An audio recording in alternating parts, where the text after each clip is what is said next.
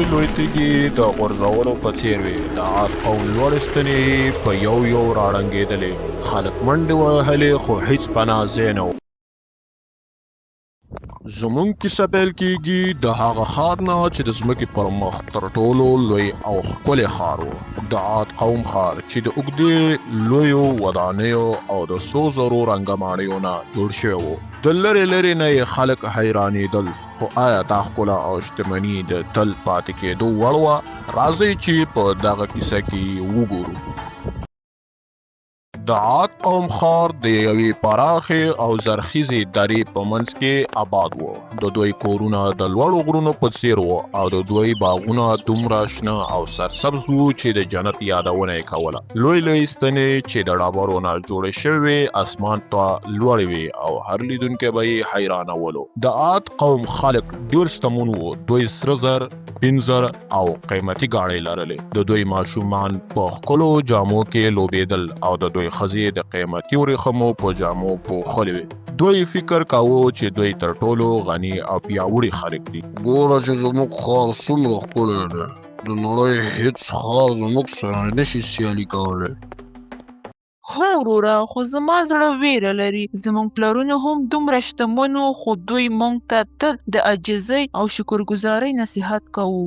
خو د وخت په تېرېدو سره د عاد قوم په زړونو کې غرور تکبر ځای ونیو. دوی فکر کوو چې دوی دومره پیاوړي دي چې هیڅ شی نشي کولی دوی ته زیان ورسوي. د دوی مشران به د خپلو لوړو ماڼیو نه خلکو ته کتل او خپل ځان به یې په نورو باندې غوره باله.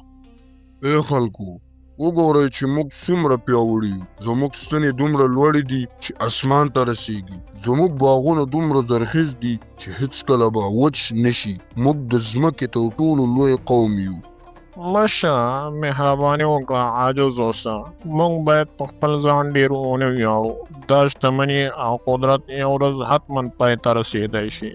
شپشه، ته څوک یې چې زموږ د قوم عظمت کمزوری کوي؟ زموږ ځواک هیڅکله له منځه نه ځي. د عاد قوم کې ځینې عادي خلک وو چې د خپل قوم د غرور او تکبر نه اندېښمن وو. دوی به د شپې په تیاره کې سره راټولېدل او د خپل قوم د راتلونکي په اړه به یې اندېښنه کوله. دوی د عاجزۍ او نیکۍ غوښتونکي وو.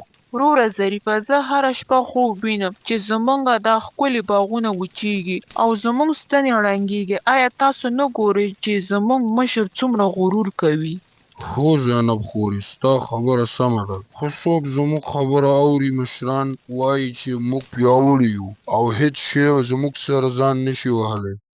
ما د خپل پلار نه اورېدلی چې په دې ځمکه کې داسې قومونه تېر شوي چې له موږ نه هم پیاوړي وو. د دوی غرور دوی ویجاړ کړل. موږ باید د خپلې شتمنۍ شکر وباسو او عاجز اوسو. یوه ورځ اسمان کې لمر دومره ګرم ځلیږي لکه مخکې هیڅکله نه وي ځلېدلی. د باران ورېځې ورکې شوې او لمر هر څه وسوځول. د عاد قوم باغونه پاتې شول، خو د لمر ګرمي دومره سخته وه چې ونو پاڼې وغورځول او ځمکه وچه شوه. ګوره زینب، باغونه وچیږي، انګور او نیالګي وچ شول. دا څه پیښیږي؟ زه ویره لرم وروره، دا د باران موسم دی، خو اسمان نه یوه وریځه هم نه لیدل کیږي. دا زموږ د غرور او تکبر پایله ده. موږ له خپل خالق نه لرې شوي یو او هغه زموږ ازموینه کوي. ورځې تېرې شوې او اوبه کمې شوې. د عاد قوم ښکلي باغونه ژیړ شول او په ځمکه درزونه ووهل شول. خلک د اوبو په لټه کې وتل، خو اوبه ورکې شوې وې. د هغوی ښکلې سترګې چې یو وخت له اوبو ډکې وې اوس وچې وې. څنګه ممکنه ده؟ زموږ ځمکه هیڅکله وچه نه وي. زموږ ژورې څاګانې تل اوبه لري. دا څه شی دي؟ مشره، ما تاسو ته ویلي وو چې عاجز اوسئ او شکر وباسئ. موږ باید توبه وکړو او له خپلو بدو اعمالو توبه وباسو. چوپ شئ، ته زموږ قوم ته بدبختي راوړي. زما خلکو اندېښنه مه کوئ. طوفان به راشي او باران به راوړي. زموږ قدرت او شتمني به بیا راستنه شي. مشرانو د خلکو اندېښنې له پامه وغورځولې. دوی لا هم په خپل غرور کې وو. دوی خلکو ته ویل چې دا یوازې یو لنډمهاله موسمي بدلون دی او هیڅ ډول ویره نشته. دوی د شپې په جشنونو کې بوخت وو او د خلکو ستونزې یې له پامه غورځولې. دا خلک دومره ویرونکي دي. دوی نه پوهېږي چې زموږ قوم څومره پیاوړی دی. څو ورځې نور باران به راشي او هر څه به سم شي. څه ده مشره، دا خلک کمزوری دي، موږ د دوی غوندې نه یو، زموږ ستنې به تل پاتې شي. د څو اوږدو ورځو وروسته خلکو ولیدل چې لرې غرونو نه تیاره ورېځې راځي. ټول خلک خوشحاله شول او فکر یې وکړ چې باران راغی. دوی د خپلو کورونو نه راووتل او اسمان ته یې کتل. زینب هلته وګوره، ورېځې راځي، باران به راشي، زموږ باغونه به بیا زرغون شي. هو وروره، خو زما زړه لږ اندېښمن دی. دا ورېځې دومره تیاره دی، دومره لویې دي. ماشومانو، دا د باران ورېځې نه دي. ما د خپل پلار نه اورېدلې دي. د سختې عذاب ورځې دومره لوی او تیارې وي. موږ باید ووېرېږو. خلکو د یوسف خبرې وانه اورېدې. دوی په خوشحالۍ سره نڅا کوله او سندرې یې ویلې. ماشومانو منډې وهلې او لویانو یې د وریځو ستاینه کوله. دوی فکر کوو چې ژوند به یې د پخوا په شان زرخیز او ښکلی شي. مور، باران راتلونکی دی، موږ بیا په باغونو کې لوبې کوو. هو زویه، خدای دې رحمت وکړي، موږ به بیا نیکبخته شو. ګورئ خلک څومره خوشحاله دي. شاید د یوسف خبره سمه نه وي. شاید دا واقعا د باران ورېځ وي. نه وروره، زما زړه وایي چې دا څه بل شی دی. دا ورېځې دومره غوسناکې ښکاري. مګر د خلکو خوشحالي ډیره دوام ونه کړ.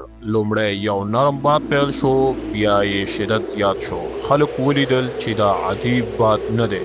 دا باد دومره قوي و چې د لویو ونو ریښې رایستلې او د ډبرو ستنې یې ولړزولې. خلکو پټ شئ، دا باد عادي نه دی. ما مخکې هېڅکله داسې نه و لیدلي. دا څه شی دی؟ زموږ ستنې ولړزېدلې. دا ناممکنه ده. زینب زر شه، کور ته لاړ شو. دا باد خطرناک دی. یوسف چېرته دی؟ موږ باید هم هغه له ځان سره بوځو. باد دومره شدید شو چې لوی تیږې د غورځولو په څېر وې. د عاد قوم لوړې ستنې په یو راړنګېدلې. خلک منډې وهلې خو هېڅ پناه ځای نه و. باد هر څه له منځه وړه. طوفان د 7 شپو او 7 ورځو لپاره دوام وکړ. کله چې پای ته ورسېد، د عاد قوم ښار له منځه تللی و. لویې ستنې چې یو وخت اسمان ته لوړې وې اوس په ځمکه پرېوتې وې. باغونه چې یو وخت زرغون وو اوس د شګو او خاورې لاندې شوي وو. د هغوی شتمني، قدرت او غرور ټول ورک شوی و. د عاد قوم نه یوازې دا چې ښار له لاسه ورکړ، بلکې دوی خپل ژوند، خپل اولادونه او خپل هر څه له لاسه ورکړ. د هغوی ښکلي کورونه چې یو وخت د سرو زرو رنګه وو اوس یوازې خاورې وې. ای خلکو، وګورئ چې زموږ غرور موږ ته څه وکړل. موږ فکر کوو چې موږ پیاوړي یو.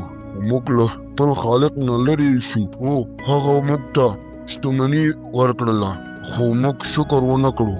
طوفان وروسته یو ژور خاموشي ښار ته خپره شوه. هیڅ غږ نه و، هیڅ ژوند نه و. یوازې د باد غږ چې د ویجاړ شوي ښار په منځ کې بهېده. دا خاموشي د عاد قوم د غرور او تکبر پای ته رسېدو نښه وه. ای کاش موږ د یوسف خبره اورېدلې وې. ای کاش موږ عاجزه وې او شکر کوونکي وې. موږ دومره غرور کوو چې موږ هېر کړي دي ټول قدرت د هغه ذات په لاس کې دی چې ټول یې پیدا کړي دي. زینب خورې، موږ یوازې پاتې شو، خو موږ به د دې کیسې نورو ته وایو. موږ به دوی ته ووایو چې غرور او تکبر څنګه یو قوم ویجاړولی شي. او داسې د عاد قوم کیسه پای ته ورسېده. یو قوم چې د نړۍ تر ټولو شتمن او پیاوړی و، خو دوی خپل غرور او تکبر په سبب له منځه لاړ. دوی یې هېر کړي وو چې ټوله شتمني او قدرت د لوی الله جل جلاله له لورې ده او باید د هغې شکر وباسي. د عاد قوم کیسه موږ ته څه زده کوي؟ شتمني او قدرت د تل پاتې کېدو لپاره نه ده. غرور او تکبر انسان له خپل خالق نه لرې کوي. عاجزي او شکر گزاري د ژوند د برکتونو ساتلو لپاره ضروری ده. هغه څوک چې د نورو نصیحت نه اوري، پایله یې بد وي. هیڅوک دومره پیاوړي نه دي چې د خالق له حکم نه وتښتي. ای خلکو، زموږ قصه واورئ او زموږ نه عبرت واخلئ. عاجزه اوسئ، شکر کوونکي اوسئ او هیڅکله په خپل ځان ډیر مه ویاړئ، ځکه چې هغوی څوک چې د خپل ځان په قدرت ویاړي د هغوی زوال نږدې دی. او د عاد قوم کیسه دلته پای ته رسیږي. موږ ټول باید له دې کیسې نه عبرت واخلو او په خپل ژوند کې د عاجزۍ شکرګزاري نیکه لاره غوره کړو، ځکه چې رښتینې بری د هغې چا لپاره ده چې خپل خالق یاد کړي او د هغې په رحمت باور ولري.